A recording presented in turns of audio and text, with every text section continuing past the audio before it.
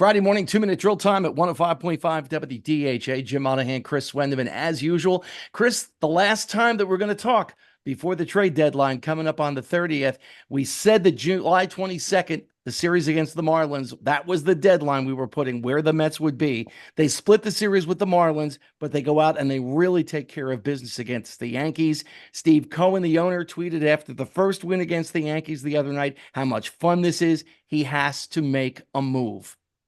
Absolutely, Jamie. They're a playoff team right now, and they're in playoff position, but they need to put the extra pieces in the puzzle to really get them over the hump. The bats are not the issue. All of the bats are coming alive at the right time, but now it's all about the pitching. I think they could use a starter at the back end. They could use some help there. And we've talked about this before. The relief pitching is an issue, and that's where you need your biggest help for the Mets. Senga will be back. The Mets are going to go to a 6-day rotation. And here's a key thing here. Coming out of the All-Star break, they play 36 games, and they have a total of 2 days off. Pitching is going to be at a premium. Just 2 days in those 36 games, Chris. That's quite a run.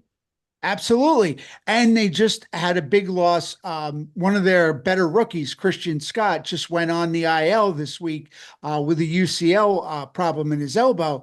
So now you're down a pitcher, even though you're getting Senga back, now you lost one. So it's like addition by subtraction at the same time. So they definitely are going to need as much healthy arms as they possibly can get. And the Yankees, of course, are coming into the trade deadline with so many different holes. Brian Cashman is really going to have his work cut out. I don't know if they need a starter or a reliever, but they've got to do something with the offense because outside of Soto and Judge, they've got nobody.